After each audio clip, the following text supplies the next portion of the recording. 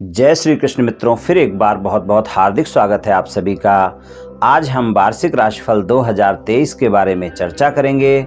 वार्षिक राशिफल 2023 में तुला राशि के प्रेम संबंध और वैवाहिक संबंध के राशिफल की चर्चा करेंगे और अंत में उपाय की चर्चा भी करेंगे। इसलिए वीडियो को पूरा अंत तक देखें व सुनें, तभी आप वार्षिक राशिफल 2023 के बारे में पूरी जानकारी प्राप्त कर पाएंगे। ये वार्षिक राशिफल चंद्र राशि पर आधारित है, यानी मून साइन पर। जिनको अपनी राशि नहीं पता है वो लोग अपनी जन्म कुंडली में ये देख लें कि चंद्रमा उनकी किस राशि में है। जिस राशि में चंद्रमा है वही उनकी राशि है। जिनके पास जन्म कुंडली नहीं है वो अपने नाम के पहले अक्षर से अपनी नाम राशि जान सकते हैं और ये राशिफल अपनी नाम राशि से भी देख व सुन सकते हैं। वार्षिक राशिफल में हम मुख्यतः शनि, गुरु, राहु और केतु 4 ग्रहों के गोचर के आधार पर राशिफल की चर्चा करेंगे और सभी ग्रहों के गोचर के आधार पर हम मासिक राशिफल आपको प्रत्येक महीने देते हैं। वहां पर हम पूरे महीने के राशिफल की बात करते हैं। अगर हमने यहाँ पर सभी ग्रहों के गोचर पर आधारित राशिफल की बात की तो प्रत्येक महीने के हिसाब से बहुत ही बड़ा वीडियो बनेगा।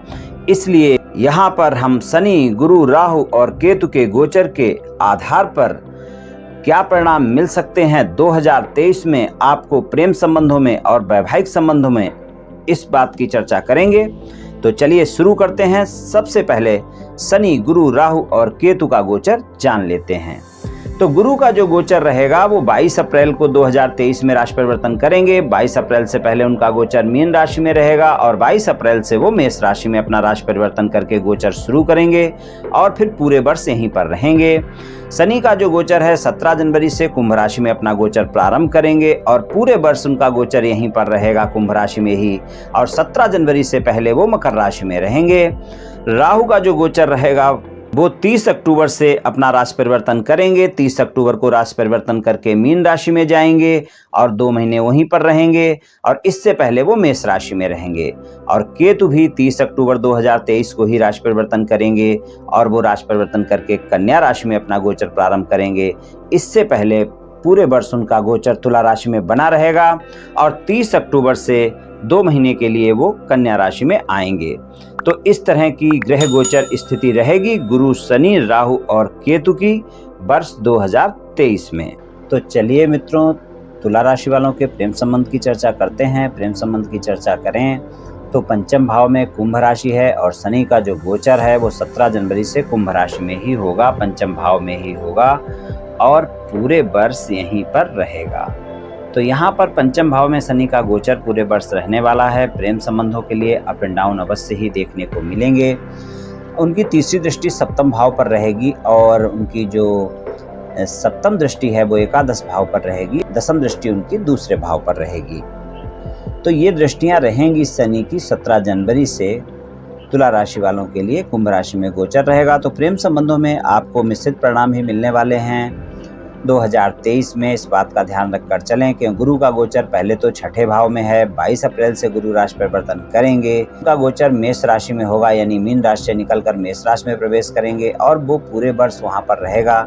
गुरु का गोचर सप्तम भाव में होगा, तो गुरु का सप्तम भाव में गोचर अच्छा होगा, लेकिन वहां पर राहु का गोचर भी रहेगा। तो राहु का गोचर होने की वजह से गुरु चंडाल योग बनेगा और केतु का गोचर आपके प्रथम भाव में चल रहा है, जो कि 30 अक्टूबर को राशि परिवर्तन करेंगे और केतु 30 अक्टूबर को राशि परिवर्तन करके कन्या राशि में जाएंगे, 12वें भाव में गोचर प्रारंभ करेंगे और राहु का गोचर छठे भाव में हो जाएगा, मीन राशि में हो जाएगा। तो इस तरह के कुछ गोचर हो जाएंगे। तो यहाँ पर देखें, प्रेम संबंधों के मामले में अप एंड डाउन देखने को मिलेंगे, इसलिए प्रेम संबंधों में इस बात का विशेष ध्यान रखकर आप चलें कि आप अपने साथी पर भरोसा बनाकर रखें और अपने साथी के साथ किसी भी वाद विवाद से भी बचें। इस बात का आप विशेष ध्यान रखकर चलें 2023 में। तो 17 जनवरी से जो गोचर रहेगा कुंभ राशि में शनिदेव का, तो ये आपको अप एंड डाउन दिखाएगा प्रेम संबंधों में। आप अपने प्रेमी प्रेमिका के साथ संबंधों में ईमानदारी बरतें, क्योंकि इस समय पर अगर आपके प्रेम संबंध एक से ज़्यादा जगह हैं तो इस वर्ष आपके प्रेमी प्रेमिका को अवश्य ही पता चल सकते हैं, क्योंकि शनिदेव बहुत ही न्यायप्रिय हैं और पंचम भाव में उनका गोचर है और उनकी जो दृष्टि है वो सप्तम भाव पर तीसरी दृष्टि भी है। तो यहाँ पर आप इस बात का ध्यान रखकर चलेंगे। अगर प्रेम संबंधों में आपने ईमानदारी नहीं बरती तो आपके प्रेम संबंधों में अच्छे परिणाम आपको नहीं मिलेंगे 2023 में।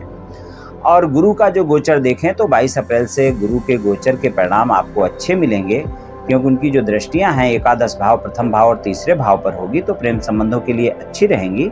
लेकिन गुरु चंडाल युति बनने की वजह से आपके प्रेम संबंधों में गलतफहमियां बहुत देखने को मिलेंगी और इसलिए वाद विवाद हो सकता है। तो प्रेम संबंधों में अगर आप गलतफहमियां नहीं रखते हैं, अपने साथी पर पूरा भरोसा रखते हैं, तो यहाँ पर आपको अच्छे परिणाम देखने को मिल सकते हैं पूरे वर्ष। लेकिन आपको साथी पर भरोसा रखकर चलना होगा, गलतफहमियों से बचना होगा। खासकर 22 अप्रैल से और साल के अंत तक आपको परिणाम अच्छे मिल सकते हैं, लेकिन वहाँ पर गलतफहमियां भी बहुत देखने को मिल सकती हैं। इस बात का आपको विशेष ध्यान रखकर चलना होगा। और शनिदेव का जो पंचम में गोचर है वो आपको 2023 में अप एंड डाउन तो अवश्य ही दिखाएगा प्रेम संबंधों में। जो लोग सिंगल हैं, साथी की तलाश में हैं, उनकी ये तलाश इस वर्ष पूरी हो सकती है और उसके लिए जो समय रहेगा वो 22 अप्रैल से साल के अंत तक का समय ज़्यादा बेहतर रहेगा। प्रेम संबंधों में रोमांच आपको अच्छा देखने को मिलेगा और यहाँ पर आपके बस गलतफहमियां और विश्वास के चलते आपके संबंधों में वाद विवाद होगा, लेकिन आपका रोमांच अच्छा रहेगा, प्रेमी प्रेमिका से बातचीत अच्छी रहेगी और साथी भी मिल सकता है। अगर किसी से मित्रवत संबंध है तो वो प्रेम संबंधों में बदल सकते हैं। किसी से आप मित्रता का हाथ बढ़ाते हैं तो मित्रता आपकी स्वीकार की जा सकती है, उसके लिए भी समय अच्छा है।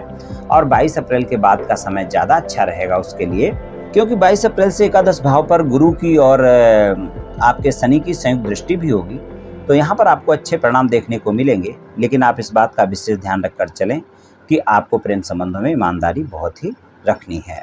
और अगर आपके प्रेमी प्रेमिका के साथ कोई भी वाद विवाद होता है तो वहाँ पर इस बात का भी आप विशेष ध्यान रखकर चलें, किसी भी तीसरे व्यक्ति की एंट्री बिल्कुल ना दें, क्योंकि तीसरे व्यक्ति की एंट्री अगर आप देते हैं तो वहाँ पर आपकी गलतफहमियां वो बढ़ा देगा और आपके वाद विवाद हो जाएंगे। जिनके प्रेम संबंध पहले से हैं और वो उन प्रेम संबंधों को विवाह संबंधों में बदलना चाहते हैं, अपने साथी को मनाना चाहते हैं, अपने घर वालों को मनाना चाहते हैं, तो उनके लिए 22 अप्रैल से लेकर साल का पूरा समय अच्छा रहेगा। 22 अप्रैल तक भी ज़्यादा कोई दिक्कत नहीं है। राहु का गोचर सप्तम भाव में शादी के लिए ठीक है अगर आप शादी करना चाहते हैं, लेकिन आपको ये ध्यान रखकर चलना होगा कि वहाँ पर आपको अपने साथी को मनाने में, अपने परिवार को मनाने में गलतफहमियां और वाद विवाद का सामना हो सकता है आपका। तो इस बात का आप विशेष ध्यान रखकर चलें, तो फिर आपको कोई दिक्कतों का सामना नहीं करना पड़ेगा और आपके प्रेम संबंध विवाह संबंध में बदल सकते हैं। कुछ तुला राशि वालों के प्रेम संबंध विवाह संबंध में बदलेंगे इस वर्ष और कुछ की शादी भी हो सकती है। इस बात का ध्यान रखकर आप चलें और 22 अप्रैल से साल के अंत तक का जो समय रहेगा वो आपके लिए अच्छा रहेगा, जब आपकी बातचीत शादी को लेकर बन सकती है, यानी प्रेम संबंधों को विवाह संबंधों में बदल सकते हैं। जिनकी नो कॉन्टेक्ट सिचुएशन चल रही है, बातचीत नहीं हो रही है, साथी को मनाना चाहते हैं, आपके लिए पूरे वर्ष आप मना सकते हैं, लेकिन इस बात का विशेष ध्यान रखकर चलना होगा कि आपको बहुत ही ईमानदारी का परिचय देना होगा, सच्चाई का परिचय देना होगा, वफादारी का परिचय देना होगा। अगर आपने झूठ बोलकर कोई भी संबंध बनाए थे तो वो संबंध अब आपके आगे नहीं चल पाएंगे और प्रेम संबंधों में आपको अच्छे परिणाम देखने को बिल्कुल भी फिर नहीं मिलेंगे। तो इस बात को ध्यान रखकर चलें। आपकी no contact situation contact situation में जब ही बदलेगी जब आप ईमानदारी के साथ आगे बढ़ेंगे, वरना आपको यहाँ पर परिणाम अच्छे नहीं मिलेंगे। प्रेम संबंधों में तुला राशि वालों को कुछ इस तरह के परिणाम मिल सकते हैं। बात करते हैं वैवाहिक संबंधों की। वैवाहिक संबंधों की बात करें तुला राशि वालों के, तो आपके सप्तम भाव में राहु का गोचर है। 30 अक्टूबर को राशि परिवर्तन करके वो आपके छठे भाव में मीन राशि में गोचर में चले जाएंगे और केतु भी 30 अक्टूबर को राशि परिवर्तन करके आपके 12वें भाव में चले जाएंगे। लेकिन गुरु का जो 22 अप्रैल से गोचर होगा वो पूरे वर्ष यहाँ पर रहेगा। वैवाहिक संबंधों के लिए समय अच्छा रहेगा, जीवन साथी के साथ संबंध अच्छे रहेंगे और जीवन साथी आपका प्रत्येक क्षेत्र में सहयोग भी करेगा। लेकिन आपके जीवन साथी के साथ इस वर्ष काफ़ी गलतफहमियां देखने को मिल सकती हैं। काफ़ी गलतफहमियों के चलते अगर आपने उनको बातों को बड़ा किया तो वाद विवाद भी हो सकता है, आपके साथी के साथ ज़्यादा विवाद भी बढ़ सकता है। कुछ तुला राशि वालों के वैवाहिक संबंधों में काफ़ी संघर्ष आ सकता है, इसलिए इस बात को ध्यान रखकर चलें। खासकर 30 अक्टूबर तक। 30 अक्टूबर के बाद उतनी दिक्कतें नहीं रहेंगी क्योंकि राहु आपके छठे भाव में चले जाएंगे। लेकिन जीवन साथी के स्वास्थ्य का भी ध्यान रखकर आपको चलना होगा और जीवन साथी के साथ वाद विवाद से भी आपको बचना होगा, क्योंकि शनि की दृष्टि पूरे वर्ष वहां पर 17 जनवरी से बनी रहेगी और गुरु वहां पर रहेंगे। तो इस बात का ध्यान रखकर चलना होगा कि वैवाहिक संबंधों में बहुत ही ईमानदारी और सच्चाई रखनी है आपको और जीवन साथी की प्रत्येक बात पे प्रतिक्रिया देने से पहले सोचना समझना बहुत ही आवश्यक है और किसी भी बात को बड़ा करने से पहले पहले आप सोचें, वरना आपके संबंध बहुत ही खराब हो सकते हैं, गलतफहमियां ज़्यादा बढ़ सकती हैं। और अगर आपके जीवन साथी के साथ कोई भी वाद विवाद होता है तो तीसरे व्यक्ति की एंट्री बिल्कुल ना दें और कोशिश करें कि आप डायरेक्ट उससे बात करके उसकी गलतफहमियां दूर करें। अगर बात नहीं बनती है तब आप बेशक सहारा ले सकते हैं।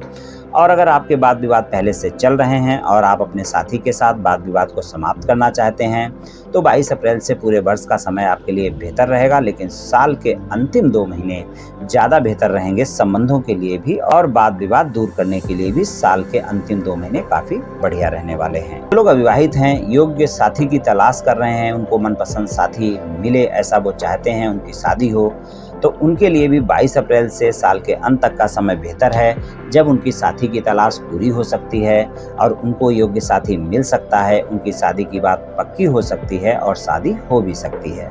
तो 2023 में तुला राशि वालों को जिनको अपने जीवन साथी की तलाश है, उनकी तलाश पूरी होती हुई दिख रही है।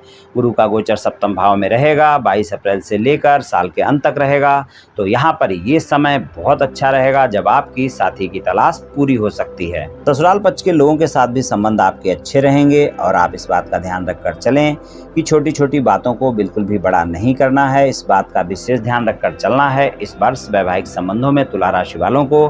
और आपने अपने साथी के साथ कोई भी वाद विवाद हो तो स्पष्टता से उसे समझाएं, वाद विवाद को बढ़ाना बिल्कुल भी नहीं है।